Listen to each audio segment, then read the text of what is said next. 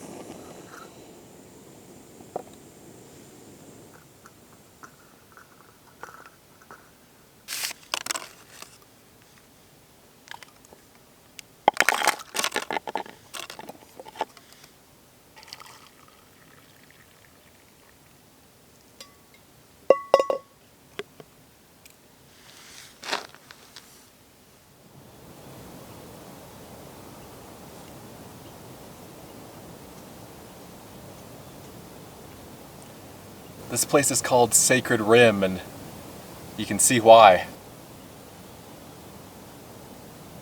I didn't know this place existed until about 3 days ago.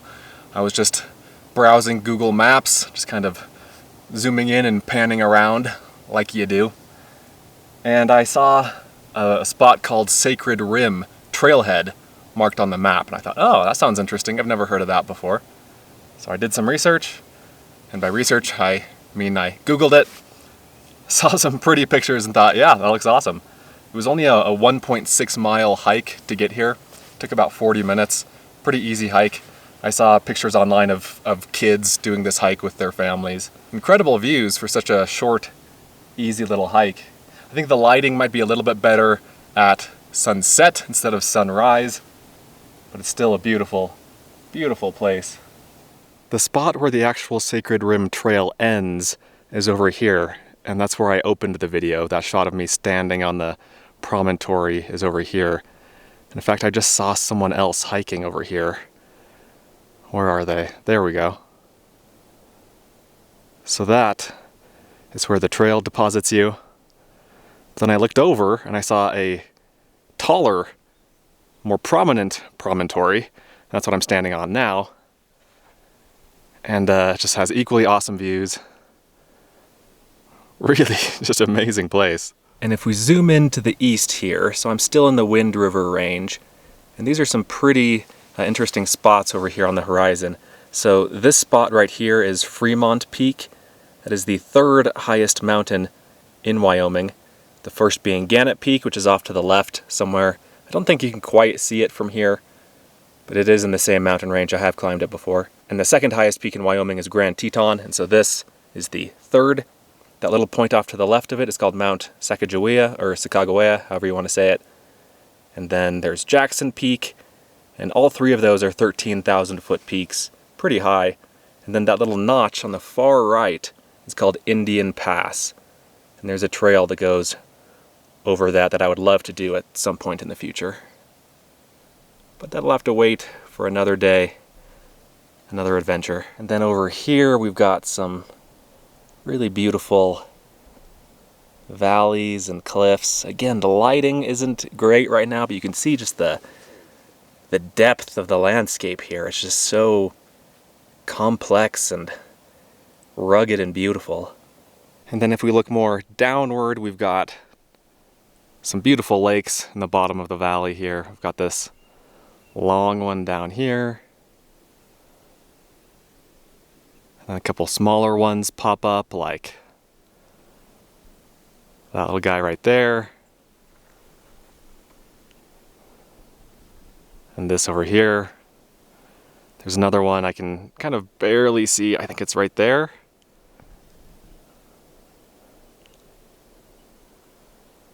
I can't quite tell what I'm pointing at in the camera screen, so if that doesn't look like a lake to you, I promise there's a lake that I can see over here.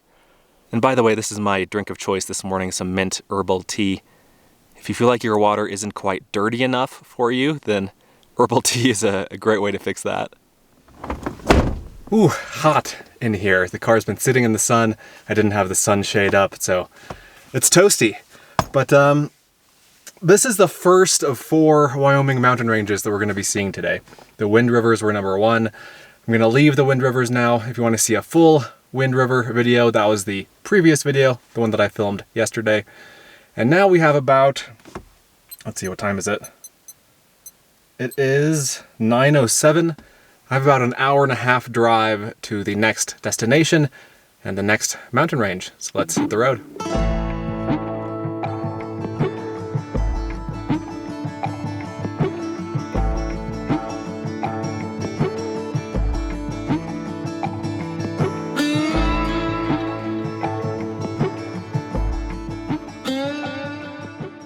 All right, everyone, welcome to the beautiful Gros Ventre range. Gros Ventre is a French word or French phrase. I'm headed over here, by the way. This is a parking lot. I'm headed to this waterfall down here, and it means big belly.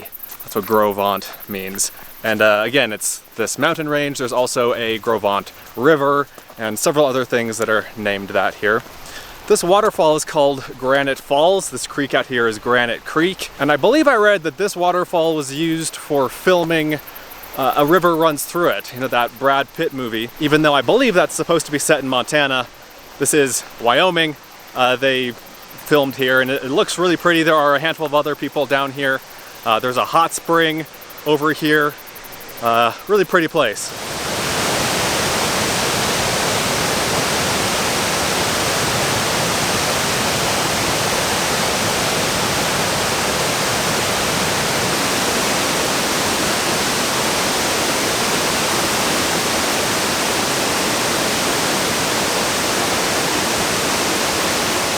Beautiful waterfall. It's bigger than I thought it would be. I talked with these guys over here briefly, and there are some hot springs over here. So there is one pool over by where those people are, and then there's this soaking pool right here.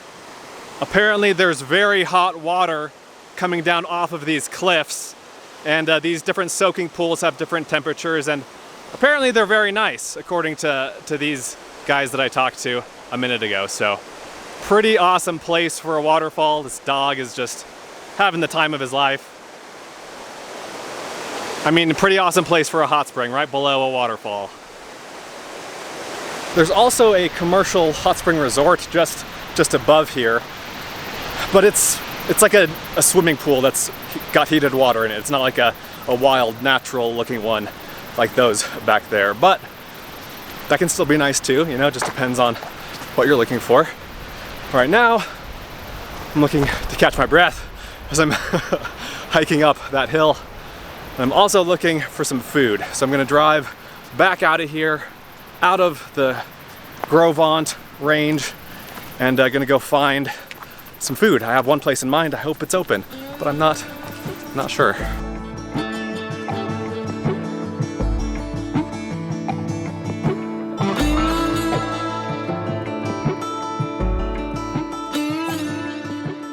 Well, this is what I was gonna get to eat.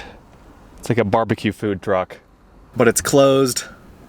Unfortunately, I'm actually pretty sad about that, so I'm gonna have to go find somewhere else for lunch. All right, my backup plan was to come to Jackson. I was gonna pass through Jackson anyway. I wasn't planning on stopping here because there's just a lot going on here. There's a lot of traffic, lots of cars. I don't love being here, but this bagel place gets good reviews, and a bagel sounds pretty good, so that's where I'm headed.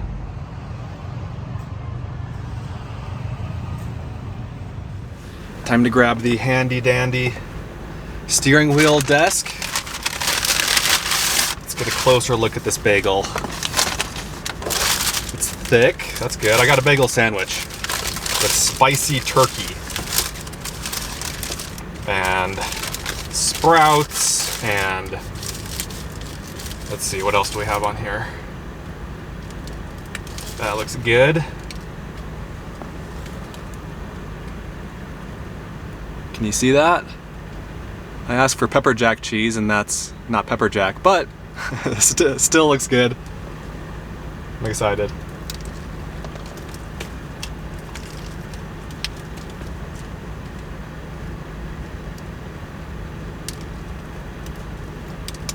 That's a very hard bagel. And I got the sea salt bagel. I don't know if you can, oops. I don't know if you can see the sea salt crystals on there. I got this one because the guy said it was the freshest, but it's pretty hard and it's super salty, which, yeah, is obvious, but, ooh. Anyway, let me finish this, and then we'll see you back up in the mountains. I can't believe how salty that bagel was. I'm still thinking about that. It's gonna stick with me for a long time. I don't quite understand what you would do, what you're supposed to do with a bagel so salty. But anyway, if you're familiar with the area, you probably know what the third mountain range is. It is Wyoming's most famous mountain range. I'm talking, of course, about the Tetons. I am in Grand Teton National Park right now. That tallest looking mountain is in fact the tallest mountain in the mountain range. That is Grand Teton.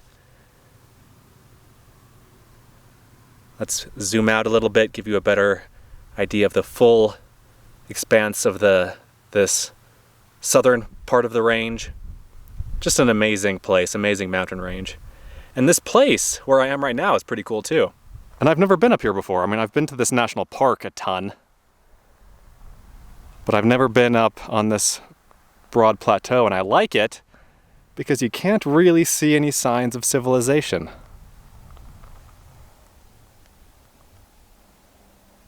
You can see a little bit of Jackson over here, and you can see some of the ski hills over here, but what a neat place. I mean, I can still hear cars behind me, but let's just ignore that for now. Let's focus again on these beautiful peaks. So I parked down there, and then I kind of scrambled up the side of this slope here, and out here is the Gros Ventre River that I briefly mentioned earlier. And these are the Gros Ventre Mountains just from the other side, from the west side. And we're actually going to go back into the mountains, into those mountains briefly here. So let's get back into the car and keep going.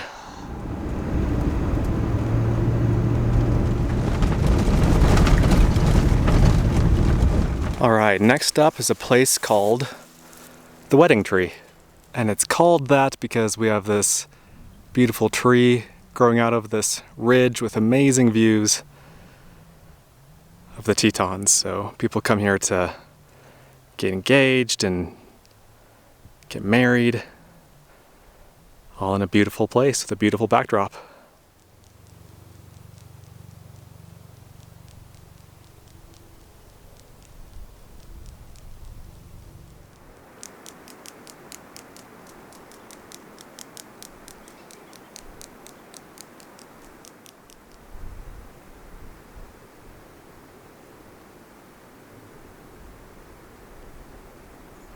And then if we turn around and look in the opposite direction from the wedding tree, we have this light-colored scar on the mountainside. This was a landslide from 1925, just a huge landslide. After a lot of rain and a wet spring, the whole mountainside just calved off.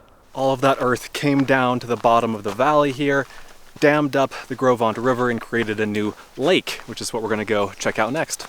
Actually, before you even get to the lake, there is a little roadside informative stop talking about the Gros Ventre slide. Before you lie the remnants of one of the largest earth movements in the world.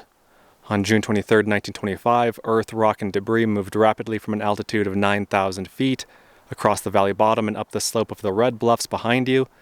The action lasted only minutes, but a river was dammed and the landscape changed. The resulting dam was 225 feet high and half a mile across, covering the entire bottom of the valley. And so, of course, the river backed up, a lake was formed, a lake was created. That larger version of the lake lasted for a couple of years, and then 2 years later, in 1927, the dam broke, and the resulting flood killed 6 people in a little town below here called Kelly. And so after the dam burst and the lake drained a lot of its water, a smaller lake remained, and that's the lake that we can go see today. And then a little on down the road, we have a nice view of the lake, Lower Slide Lake. And a nice view also of the full width of the landslide. I mean, that is just huge. That entire mountainside just melted off. That is crazy. I'm gonna see one more thing in this area. Do you notice how the hills over here have an orangish reddish tint to them? I think there's an entire mountainside over here that we can go take a look at that's all like that. So let's go check that out.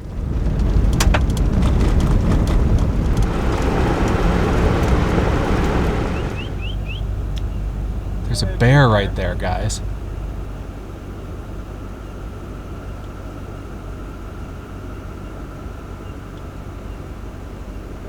Well, that was awesome. It's been probably a couple of years since I've seen a bear. I was driving down the road and then I came around a corner and there was a car stopped in the road and the people motioned for me to slow down and then they pointed up the hillside. Looked up and I saw that little bear up there. That was really neat. I think it was a black bear. Don't think it was a grizzly. It didn't look like a grizzly, but I'll have to enhance the footage and take a closer look at the footage while I'm editing the video just to make sure. But anyway, so here we are at the appropriately named Red Hills. It's kind of hard to see them from below here, from the road. Fortunately, we also have a secret weapon in the form of the drone.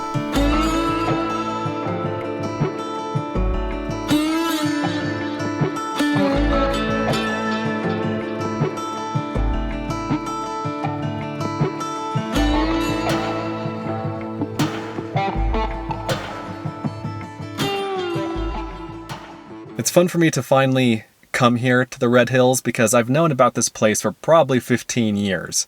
I saw a picture of these striking red and orange hills contrasting against the vibrant dark green landscape a long time ago, and I kind of filed it away in the back of my mind, and I just never had any reason to come here, really. And not that you need a reason. I mean, a place like this is reason enough, but, you know, this isn't on the way to anything, and so I never made it out here. But that just goes to show that you don't really need a whole lot. You don't need much of a reason, much of an excuse to get out and go see something. You just need, like, one little thing, and then the rest of the trip can kind of fall into place, can coalesce around that. So, for example, I wanted to come here, and that led to me going through Grand Teton National Park, to the wedding tree, the landslide, the lake, the bear. All of that happened because I wanted to come to this one place. And that's kind of the magic of this style of traveling. And by the way, I am no longer in Grand Teton National Park. I wouldn't fly the drone in the national park. In this video, whenever I've flown a drone, I've been outside of national parks, outside of wilderness areas. It's been okay to do so. Just wanted to toss that in here to both educate people and also to cut off those people who say, I thought you weren't allowed to fly drones in national parks. You're not, and I wouldn't. But this isn't a national park, so I flew the drone. Anyway, it's 4:50 right now. I'm tired. It's been a long day, really fun day. I think it's time to head on to mountain range number 4, where I'm going to find a campsite for the night. And I think it's probably about an hour and a half away. I have an hour and a half or 2 hours of driving ahead of me here. So I'll see you at camp. Well, guys, the plan was to fly the drone here at camp, open up this last scene here with a shot of dramatic mountain scenery from above, and show you guys this 4th mountain range. This is the Absaroka range, but as you can maybe tell, it's really windy. It's also sprinkling a little bit, and so it's not great drone flying weather, but it's still a spectacular campsite. Let me show it to you. I'm on this kind of exposed ridge, and it's a beautiful place. Not ideal in inclement weather. Awesome spot though. But the best part is that I have Teton views. Look at that. Isn't that amazing? Really cool campsite. But I gotta get in the car. I'm dying out here. Here's the inside of my Land Cruiser camper, by the way, if you're new to the channel. Welcome. And this is what I sleep in every night when I have the Land Cruiser. I also have a Toyota RAV4, a 2011 RAV4. This is a 2000 Land Cruiser. We've got fizzy water, batteries, maps, lenses. That pretty much sums up my life. By the way, everything that I saw and did today, I'm pretty sure everything was accessible by a regular car. You don't need a Land Cruiser or a Jeep or high clearance or anything, except for maybe this campsite. This campsite took a little bit of clearance to get to. I probably would have tried to get here in my RAV4. I don't know if I would have gotten here in the RAV4. This little side road from the main dirt road is a little bit tricky. Wow, what a day. I had a great time. I hope you guys did too. You know, this part of the country, Western Wyoming in general, is just so... it's just so epic. Like, all of it. All of these mountain ranges. And, you know, you really haven't been to the West. You really haven't experienced the West if you haven't been to these places. You haven't experienced Wyoming if you haven't been to the mountains outside of the Tetons and Yellowstone. They're just so great. And even today in this video, like, I just drove everywhere. I didn't hike deep into the wilderness or anything like that. So there are different levels to it, you know? Like, if you've never been to Wyoming, the first step is to go to Wyoming and then, you know, go to the national parks, go to Yellowstone and Grand Teton National Park, and then maybe explore some other, like, lesser known parts of those national parks. Then you go explore some lesser known mountain ranges outside of those national parks. Then you go deeper into those mountain ranges. You know, there are levels to it, and you know, it doesn't really matter which level you're at. It's all fun. It's all amazing scenery. It's all a good time. And thanks for watching, guys. I'm tired. It's been a long day. I think the weather has calmed down a little bit. I've been at this campsite for about half an hour. When I first got here, it was crazy. And it's definitely calmed down a bit. I wanted to fly the drone here, but the weather meant that I couldn't do it. So I'll try to fly the drone in the morning if I do. If the weather is clear, and if I leave late enough so that there's light, then I'll fly the drone and I'll put that footage here. But what else? Anything else? I don't think so. I'm looking around trying to... I don't know why I'm looking around. Anyway, thanks guys. Let me know what you think. Let me know if you have any questions. Let me know what your favorite part was. I'll see you in the next one. Be sure to check out Adventure Know-How, my new site, where you can gain access to a map of all of my free campsites, plus monthly bonus videos that you won't find anywhere else. Learn more at adventureknowhow.com. And for links to everything else SUV RVing related, visit suvrving.com. Links to these sites and more will be in the video description.